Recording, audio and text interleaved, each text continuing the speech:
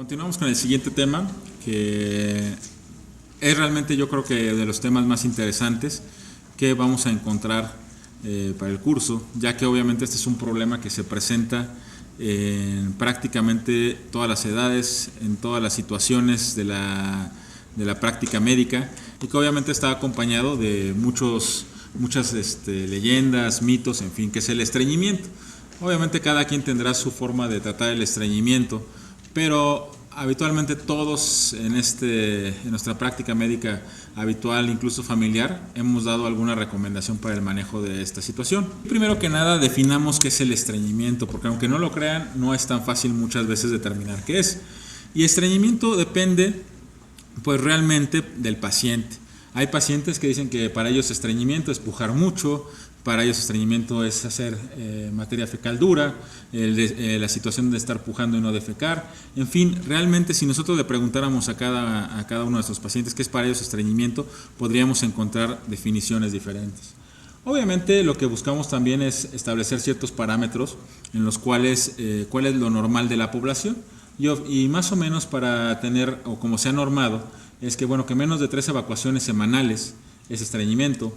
Un peso diario de las heces menor a 35 gramos día es estreñimiento, y el tener pujo en 25% de las evacuaciones es estreñimiento. Entonces, obviamente, ¿con cuál nos vamos a quedar? Hay algunos autores que mencionan que cuando el paciente les refiere a que tiene estreñimiento le hagan caso, no necesariamente que nos basemos en normas rígidas, sino que si el paciente tiene problema para evacuar de manera cotidiana, eso puede ser un suficiente criterio para tener estreñimiento. Y obviamente la evaluación fisiológica a través de tránsito intestinal prolongado pues sería el ideal realmente para conocer si nuestro paciente es estreñido, pero pues estos estudios quizá estaríamos mandando estudios a todos nuestros pacientes que llegaran y no encontraríamos realmente una alteración a este nivel. Entonces, como les comentaba, en una encuesta realizada en aproximadamente 130 pacientes, el 52% contestó que para ellos estreñimiento era pujar al evacuar. Lo que les decía, heces duras 44%, el deseo fructuoso 34%, evacuaciones esporádicas 32%, malestar abdominal 20%, evacuación incompleta 19% y evacuación muy tardada 11%. Entonces, podemos en algún momento que si se llevaran encuestas a la población en general, el pujo al evacuar sería lo que habitualmente el paciente contesta que es estreñimiento.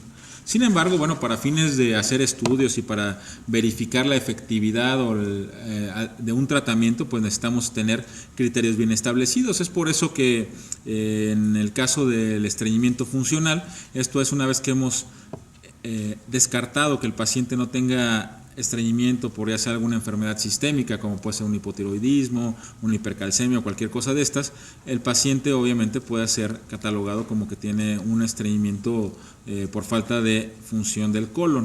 Y obviamente, ¿cuáles son estos criterios? Estos criterios se llaman Roma 3 porque fueron inicialmente hechos en la ciudad de Roma.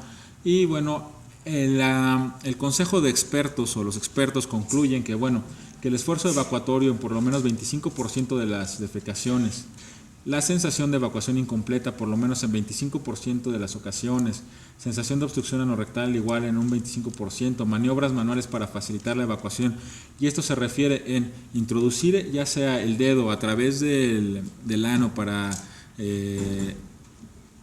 propiciar la evacuación o para sacar la materia fecal, o colocar el puño o la mano sobre el periné para poder evacuar. También son características de un paciente con estreñimiento funcional y obviamente las menos de 3 evacuaciones a la semana. Obviamente el paciente también tiene que referir que habitualmente no puede hacer blando sino utiliza laxantes, y que obviamente debe tener criterios no concluyentes con intestino irritable.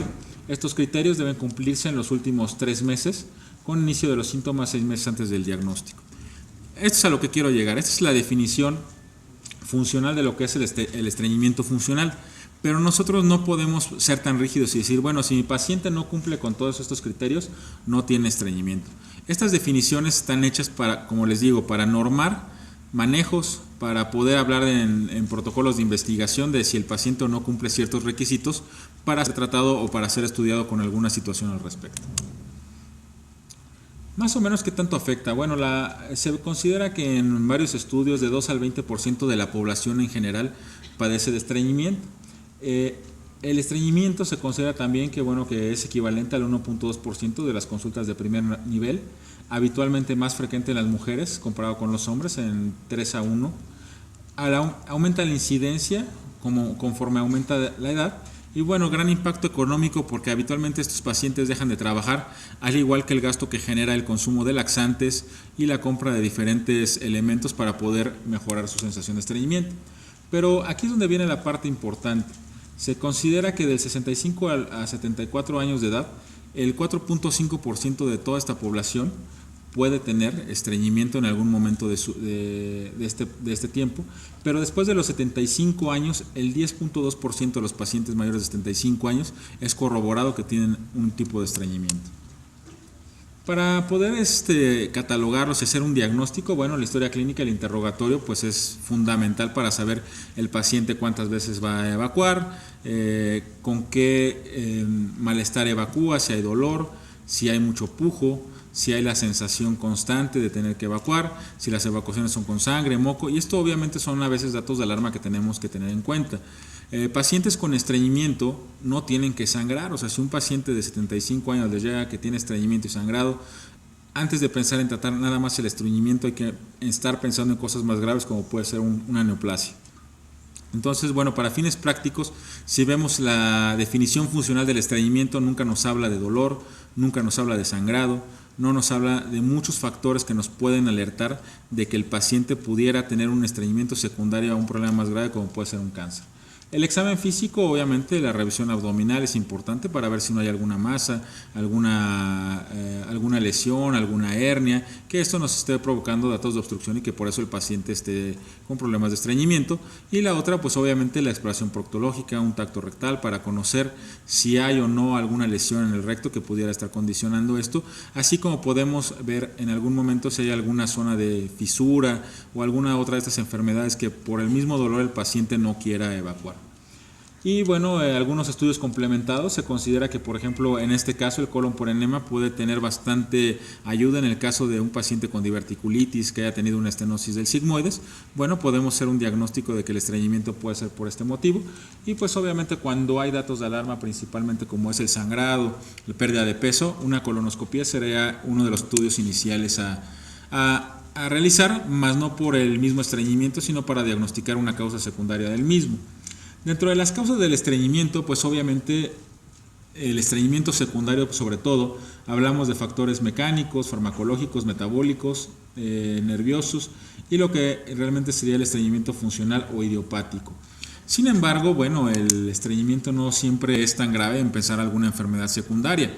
Muchas veces únicamente la baja ingesta de fibra y la baja ingesta de líquidos son situaciones suficientemente importantes como para causar estreñimiento. Entonces, bueno, dentro de las alteraciones o dentro de los cambios que el paciente presenta en un cambio de trabajo, en un cambio de residencia, bueno, puede ser simplemente la falta de acceso a comida con fibra con la cual estaba acostumbrado a digerir, y también la falta de consumo de líquidos, ya sea en sitios donde hace mucho calor, y que bueno que el paciente no esté complementando su suficiente consumo de líquidos.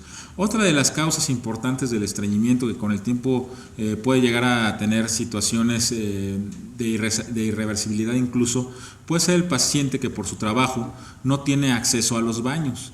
Entonces, bueno, esto siempre hay que interrogarlo también al paciente. Un paciente en el cual por su trabajo, ya sea alguna situación en la cual no puede acceder a un sanitario, pues obviamente el paciente se está aguantando todo el día y esto a la larga puede condicionar a un paciente con estreñimiento. Entonces, bueno, muchas veces el paciente no tiene realmente ninguna alteración secundaria ni primaria y simplemente es la falta de acceso a un baño.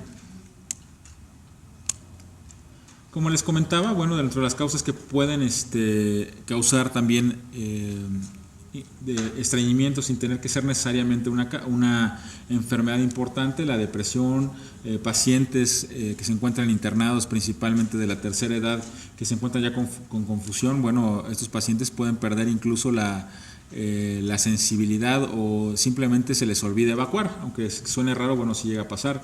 Pacientes con fracturas de cadera, y generalmente hablamos pacientes también de la tercera edad que se encuentran inmóviles en cama, bueno, también esto obviamente va a causarles estreñimiento. pacientes igual que se encuentran con alguna enfermedad psiquiátrica como la psicosis o en niños la encopresis, bueno, puede causar también estreñimiento. Medicamentos, como les comentaba, la historia clínica en el paciente con estreñimiento es fundamental, hay que ser muy acucioso y tenerlo el mayor número de detalles posibles. Los anticolinérgicos, antidepresivos, narcóticos, opiáceos principalmente, el consumo de hierro, bismuto, pacientes que toman medicamento para Parkinson, antiácidos, antihipertensivos, convulsivos y diuréticos pueden ocasionar estreñimiento. Entonces un paciente que consume de manera habitual 2 o 3 de estos medicamentos, ya sea por algún dolor, tiene anemia, aparte tiene Parkinson y bueno, sufre de gastritis y toma algún antiácido, bueno, este paciente, pues aunque querramos, no le vamos a poder corregir un estreñimiento tan fácilmente y a veces llega a ser tan fácil como retirar alguno de estos medicamentos. Algunas otras causas que tenemos que tener y que incluso llegan a ser necesario descartar, uno es el hipotiroidismo, pacientes que tienen estreñimiento crónico y en el cual, bueno, va acompañado de otros signos secundarios del hipotiroidismo, bueno, valdría la pena hacer un perfil tiroideo. El hipoparatiroidismo, la diabetes mellitus. La diabetes mellitus es una situación también engañosa, ya que la mayor parte de los pacientes estreñidos con diabetes muchas veces no se puede documentar como tal una neuropatía autonómica. Entonces siempre hay algunas pruebas que podemos hacer, como es poner al paciente con diabetes en decúbito prono y levantarlos y sentarlos súbitamente y con esto ver la compensación hemodinámica y tratar de determinar con esto si realmente un paciente con diabetes tiene neuropatía autonómica o no, porque generalmente un paciente con diabetes con estreñimiento como que siempre le echamos la culpa que ya son los nervios dañados. Entonces, bueno, si nos vamos a aventurar a hacer este tipo de diagnósticos, vale la pena hacer una prueba completa para ver si realmente el paciente cursa con neuropatía. Cosa que, bueno, que necesariamente no es requisito indispensable que todo paciente con diabetes tenga neuropatía, puede tener una situación funcional. Y como les decía, la insuficiencia renal obviamente también lleva a estreñimiento, el mismo embarazo, esclerodermia, amiloidosis, en fin, pueden causar todo este tipo de problemas. Desórdenes neuromusculares, obviamente a nivel cerebral, pacientes que han tenido infartos cerebrales, isquemias, principalmente la enfermedad de Parkinson es la que se ha asociado más, tumores intracraneales y bueno, algunas lesiones de médula espinal pueden también ocasionar que el paciente tenga estreñimiento crónico. Igualmente, desórdenes neuromusculares periféricos, ya hablábamos de la diabetes, la enfermedad de Chagas, que bueno, en lugares donde no hay realmente enfermedad de Chagas, pues puede ser poco probable que la encontremos. Sin embargo, en Brasil es uno de los países que sí encuentran estreñimiento por un megacolon secundario de enfermedad de Chagas. La enfermedad de Hirschsprung, que es un padecimiento que generalmente se diagnostica en la infancia, en la cual también hay afección de los nervios del colon y obviamente la primera manifestación del niño es que no puede evacuar o tarda mucho tiempo en ir al baño. Algún otro tipo del abuso de laxantes que me gustaría tocarlo un poquito más adelante por pues toda la situación que se ha hecho de que el abuso de laxantes, principalmente estimulantes o irritantes de la mucosa, ya a la larga genera un colon catártico. Pero bueno, esto lo quiero tocar un poquito más en detalle adelante. Algunos trastornos funcionales como el anismo o la obstrucción de salida, problemas del piso pélvico o la misma inercia colónica.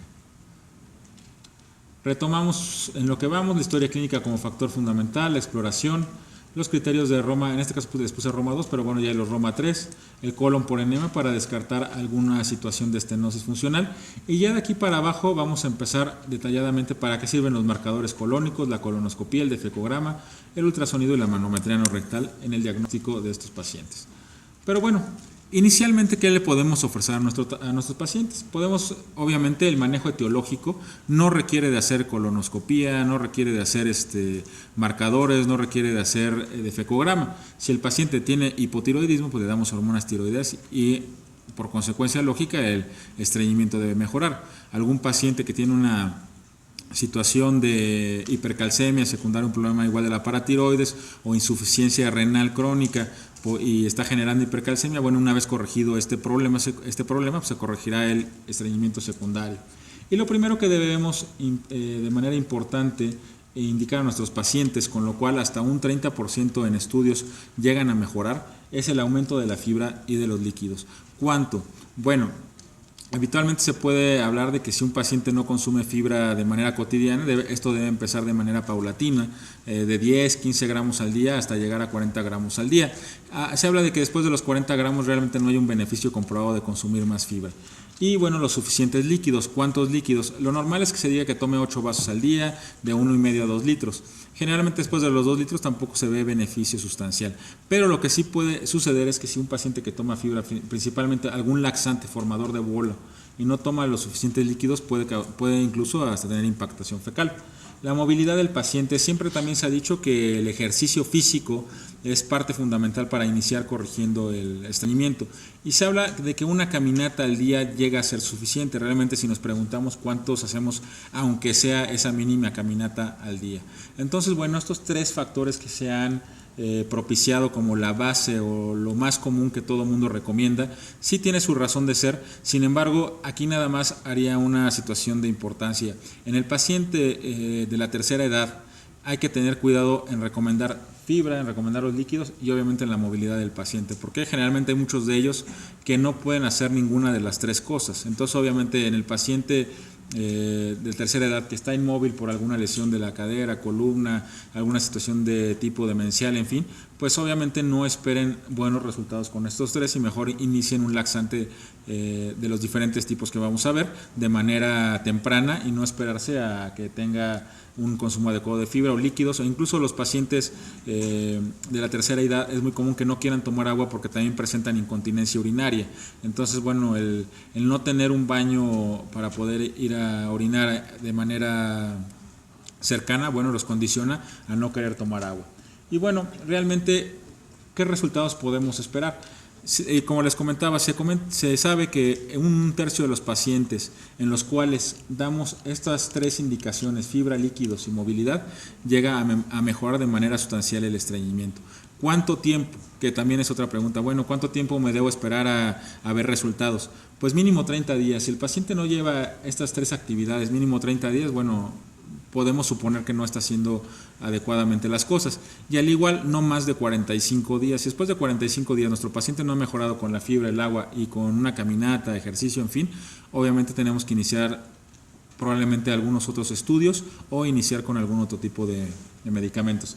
Los laxantes de manera inicial, bueno, ya les hablé de manera importante que en los pacientes de la tercera edad que no pueden llevar a cabo un consumo adecuado de líquidos o no se pueden mover, bueno, sería conveniente iniciarlos, y obviamente el tratamiento quirúrgico de manera inicial pues nunca estaría indicado. Ahora, bueno, el manejo inicial, obviamente para ser un poquito más detallado, ya insistimos en la fibra, líquidos, los formadores de volumen, principalmente lo que es cualquier tipo de fibra que hay en el mercado puede servir, el ejercicio, la posición adecuada para evacuar es importante, la posición de cuclillas pues obviamente permite tener una mejor situación para la evacuación, y también es importante lo que les comentaba, reeducar el horario de la evacuación. La mañana es el mejor momento para evacuar y generalmente después de haber consumido algún líquido. También se sabe que no solo que el agua no es necesariamente lo que debe consumir el paciente. Dentro de los líquidos más famosos que el paciente ingiere y que sabe que con eso puede evacuar, pues está el jugo de naranja, el jugo de ciruela, el jugo de arándano, líquidos que bueno, de manera comercial o de manera habitual los expertos recomiendan, sin que exista realmente un estudio o estudios que avalen esta situación, pero el comité de expertos realmente considera que son opciones de líquidos adecuadas para que el paciente evacúe de una manera mejor. Y obviamente el líquido no nada más actúa hidratando la materia fecal o mejorando el tránsito intestinal, también los líquidos, principalmente en ayuno, provocan una sobredistensión gástrica, y esta sobredistensión gástrica hace un reflejo que se llama el reflejo gastrocólico. Al distenderse el estómago, va a mandar un reflejo al colon para que pase rápidamente el líquido del intestino delgado a través de la válvula ileocecal a lo que es el ciego, y esto desencadena un movimiento en masa para que pueda facilitar en ese momento la evacuación. Entonces, como podemos ver, no necesariamente tenemos que utilizar laxantes de manera inicial. Si nosotros le explicamos todo esto al paciente de manera detallada, simplemente con una reeducación de cómo tiene que evacuar, puede ser suficiente. Y obviamente en el primer paso, con lo que les comentaba, pues evitar al máximo los laxantes irritativos. Y bueno, vamos a buscar obviamente también todas las indicaciones de este primer paso, cuando la musculatura abdominal está débil. Buscamos también un alivio rápido del estreñimiento y obviamente tratar de quitar medicamentos que provocan estreñimiento. El paso 2, lo que es el entrenamiento intestinal, lo que les comentaba, aprovechar el reflejo gastrocólico, mejorar la posición al evacuar y el ejercicio, y obviamente comentando lo que ya, recalcando lo que ya se dijo, la cantidad de fibra necesaria. Ahora, ¿cuál fibra? También puede ser importante que ustedes me digan, bueno, es que una fibra comercial, cereales, frutas, verduras, en fin. Bueno, aquí la recomendación, principalmente lo que se busca son los alimentos que tengan una fibra muy especial que se llama pectina. Específicamente esta se ha visto que, aparte de favorecer el volumen fecal, permite también mantener la flora bacteriana en condiciones aceptables o sin sobrecrecimiento bacteriano importante. Entonces, bueno, ¿dónde se consigue la pectina? Bueno, realmente les diría que en nuestra población en los nopales son buena fuente de pectina principalmente. De ahí en fuera no me gustaría tocar algunos otros puntos porque podemos en algún momento caer en recomendar un solo alimento, y no, realmente cualquier alimento que contenga fibra puede ser bueno. Y lo que les comentaba, de preferencia, así de manera general, recomendar fibra de cereales sobre fibra de vegetales o frutas, siempre es preferible la fibra de vegetales y frutas. O sea, más o menos sobre esa situación podemos recomendar al paciente. En cuanto a los laxantes, bueno, ya serán cuestiones de un paso más avanzado. ¿Qué laxantes utilizar? Bueno, tenemos varios tipos de laxantes. El más común, y que bueno, son los laxantes formadores de bolo, como retomando cualquier fibra. Sin embargo, los laxantes ablandadores de las heces y lubricantes son una buena opción. Hasta hace poco no había docusato de sodio en México, y bueno, actualmente ya se cuenta con él, que puede ser un laxante suave que se puede iniciar fácilmente, de fácil consumo, y que realmente no tiene trastornos para la distensión o malestar al evacuar. El aceite mineral, pues obviamente bajo efectos osmóticos, obviamente propiciará la evacuación. Algunos antiespasmódicos y algunos antidepresivos también pueden mejorar la misma, sin embargo los ponemos en letra pequeña porque no es lo habitual que lo utilicemos. Algunos agentes hiperosmolares utilizados, las sales de magnesio, el fosfato de sodio, la lactulosa, el sorbitol y la glicerina. La glicerina, pues obviamente lo más conocido es el aceite de ricino, el cual se descompone en glicerina y algunas otras azúcares que van a propiciar la diarrea. En cuanto a utilizar enemas y supositorios, bueno, esto también puede ser una medida importante. ¿Qué tipos de enema y tipos de supositorios? Bueno, habitualmente la glicerina llega a ser suficiente para estimular la sensación de evacuación. Los enemas, bueno, a veces sí es un poquito exagerado utilizarlos para un estreñimiento, sin embargo, bueno, cuando hay materia fecal ya dura o impactación fecal, bueno, puede ser necesario utilizarlos. Algunos procinéticos como la cisaprida, aquí cabe mencionar que la metoclopramida en particular no tiene acción importante sobre el colon. Realmente la metoclopramida actúa a nivel del estómago, facilitando el vaciamiento gástrico. Los que nos van a ayudar realmente como procinético a nivel del colon son la cisaprida, el almibopan y algunos otros compuestos que podemos utilizar, pero principalmente. Y por último, los laxantes irritativos. Los laxantes irritativos, hablamos de los famosos cenócidos, lo que es la cáscara sagrada y bueno, estos generalmente son o se han satanizado un poco. En cuanto a si el laxante irritativo produce colon catártico, aquí les mencionaría dos cuestiones. Hasta el momento no hay nada concluyente. En algún momento se estudiaron pacientes con consumo crónico de laxantes irritantes y pacientes que no consumieron en ningún momento ningún tipo de laxante. Se tomaron radiografías y los datos característicos de lo que nosotros como especialistas llamamos un colon catártico, que es en un colon por enema, buscar la pérdida de austras, un colon dilatado principalmente. Al comparar este tipo de dos poblaciones, en el mismo porcentaje se vieron los cambios del colon catártico. Entonces, bueno, realmente se pudo concluir que no hay realmente una preponderancia del colon catártico en pacientes que consumen laxantes irritantes. Probablemente sea la combinación de laxantes o el tiempo de evolución prolongada de un paciente con estreñimiento lo que lo lleve a un colon catártico y no tanto el uso de laxantes irritantes. Esto no quiere decir que todo el mundo debe tomar laxantes irritantes. Aquí el tener cuidado es por esto. Un paciente que tiene estreñimiento crónico y utiliza laxantes y irritantes de manera continua para poder evacuar, obviamente tenemos que pensar en otras causas y no mantenerlo toda la vida con laxantes irritantes, no por el miedo de que le vaya a dar un colon catártico, sino realmente para llegar al diagnóstico de por qué ese paciente tiene estreñimiento. En el caso de los derivados de la cáscara sagrada, obviamente aquí también se ha relacionado con el desarrollo de cáncer. Y bueno, obviamente el cáncer colorectal se asoció a este tipo de compuestos porque hacía cambios de coloración en la mucosa del colon, y estos cambios de coloración en algún momento se pensó que podían contribuir al aumento de cáncer. Cuando en Estados Unidos se ve esta situación, pues no tanto la FDA prohibió el consumo de estos medicamentos, simplemente puso la advertencia de que podía haber un aumento del cáncer. Cuando se lleva esto a estudios animales, se corroboró que efectivamente había más cáncer en los animales, pero las dosis que se emplearon, eso es importante señalarlo, fueron hasta 100 veces mayores de lo que consumiría un humano. Entonces, bueno, los laxantes irritantes sobre todo hay que tener cierto cuidado por el diagnóstico, no tanto porque le vaya a dar cáncer al paciente o le vaya a dar un colon catártico. Es más que nada porque tenemos que averiguar realmente el paciente por qué está estreñido.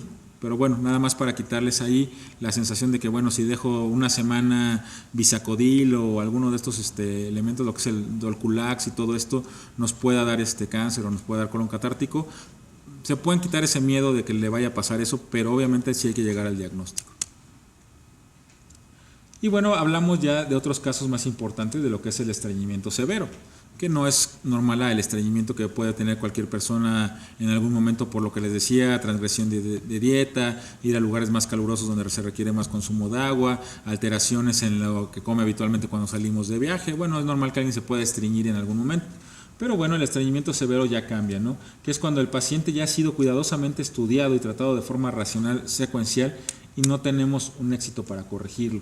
Y aquí es donde ya vamos a echar mano de los estudios de lo que es el laboratorio de fisiología colónica. Y quizá de los más importantes con lo que le debemos iniciar es el estudio de tránsito con marcadores colónicos, que ahorita vamos a ir en detalle, la manometría anorrectal y la defecografía. Algunos otros estudios que se pueden utilizar es la prueba de expulsión de balones, que lo que consiste es en colocar un balón dentro del recto con 60 mililitros de solución y pedirle al paciente que puje. Y el paciente lo debe evacuar en menos de 8 minutos. Son pruebas muy sencillas que se pueden hacer realmente en un consultorio. Se requiere nada más un globo de látex fijo a una sonda Foley o alguna sonda flexible, y bueno, con esto podemos determinar si el paciente tiene alguna disfunción del piso pélvico. La manometría anorrectal, la electromiografía anal, que son ya algunas cosas que van relacionadas con la manometría, la latencia de nervios pudendos, y muy importante, siempre tener en cuenta que el paciente puede tener algún trastorno psiquiátrico, no echarlo en saco roto. El tránsito colónico, ¿cómo se hace el tránsito colónico? Bueno, habitualmente lo que hacemos, aunque existen cápsulas especiales para hacerlo, lo más común es que cortemos una sonda radiopaca, generalmente 16 French, en 20 segmentos pequeños, los metamos a una cápsula de gel y se la demos al paciente.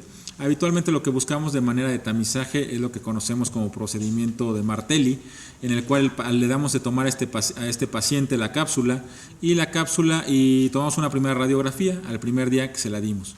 Y vamos a tomar una cápsula y vamos a tomar una radiografía al quinto día. Si al quinto día el paciente presenta más de 4 marcadores o el 20% de los marcadores, bueno, consideramos que es un estudio anormal.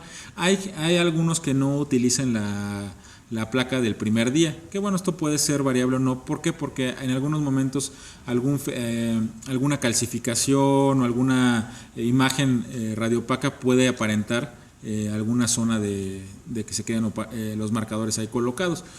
Son situaciones raras, pero bueno, se recomienda tener esa placa del primer día por esos motivos, alguna lesión radiopaca que nos pueda llegar a confundir. Sin embargo, bueno, también utilizamos la técnica que más se emplea en el mundo, en el cual se da 3 días consecutivos las cápsulas, se toma una placa al cuarto día y al séptimo día, y obviamente con esto contamos el número de marcadores y mediante una fórmula matemática determinamos el tiempo de tránsito que presentan los marcadores. Los marcadores son estas bolitas que vemos aquí, y los patrones que encontramos habitualmente, los trastornos que encontramos son inercia colónica, tránsito normal y estreñimiento de salida. ¿Y cómo lo diagnosticamos? Bueno, trazamos una línea por el medio de la columna y hacia las espinas ilíacas.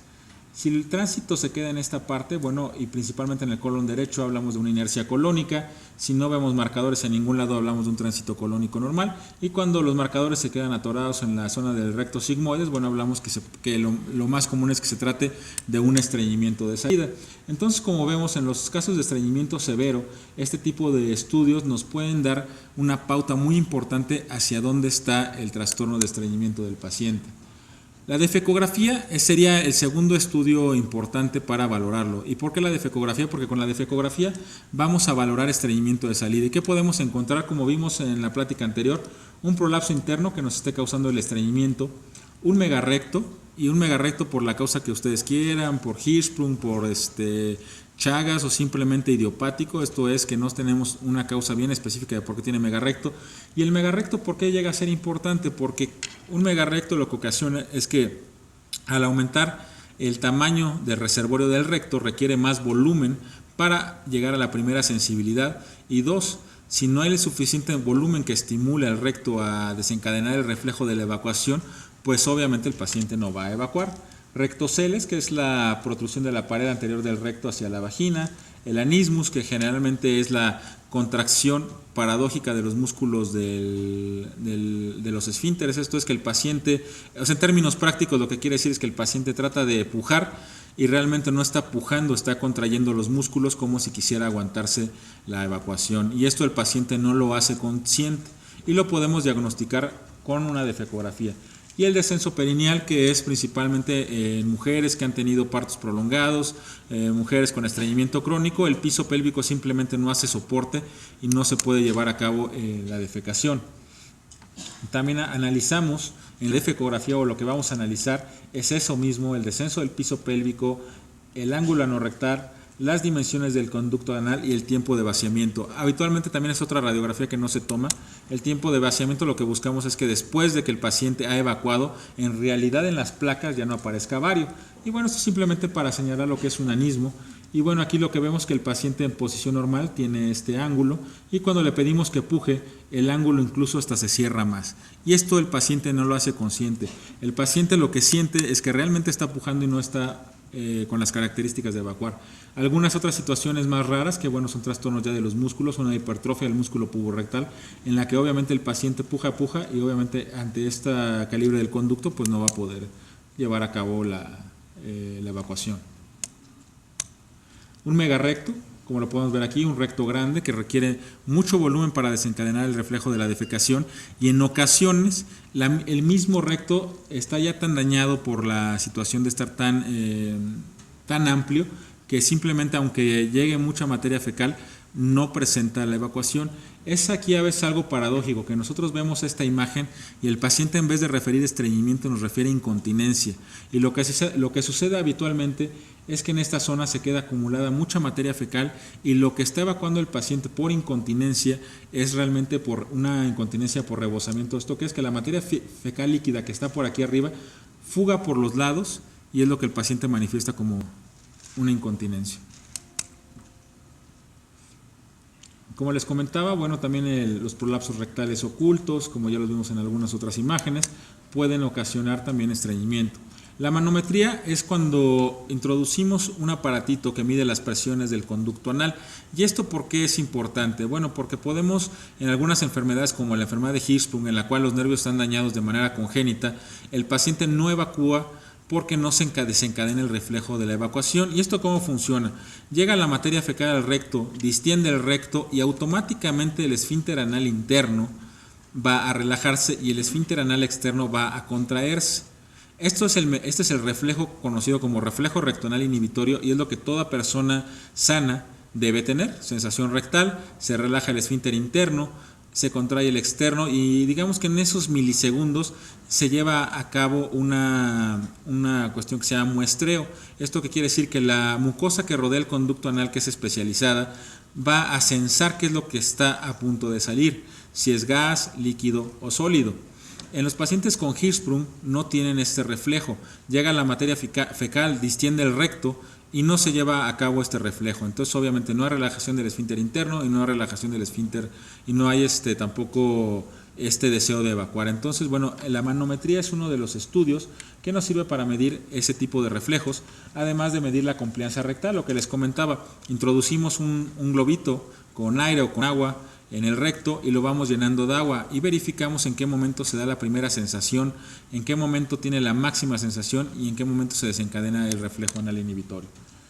La electromiografía obviamente puede ser ya sea de superficie con agujas o habitualmente lo que se utiliza es, hagan de cuenta, un taponcito que se pone en el ano y vamos a medir la fuerza del esfínter. Y obviamente también buscamos buscar lo que es la contracción paradójica del pubo rectal, que es lo que les mencionaba, que le pedimos al paciente que puje y mediante electrodos puestos en el ano registramos que en vez de haber una relajación de los músculos, hay una contracción. Y obviamente este tipo de situaciones, pues ni aunque demos todo el laxante del mundo, ni todo el agua, ni todo el ejercicio, ni lo que ustedes quieren va a mejorar.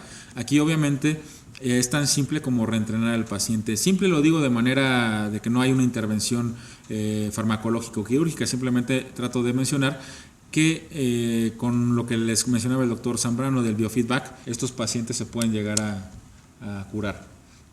Y una vez que ya hemos dado todo el tratamiento médico para el estreñimiento severo, bueno, podemos necesitar el tratamiento quirúrgico.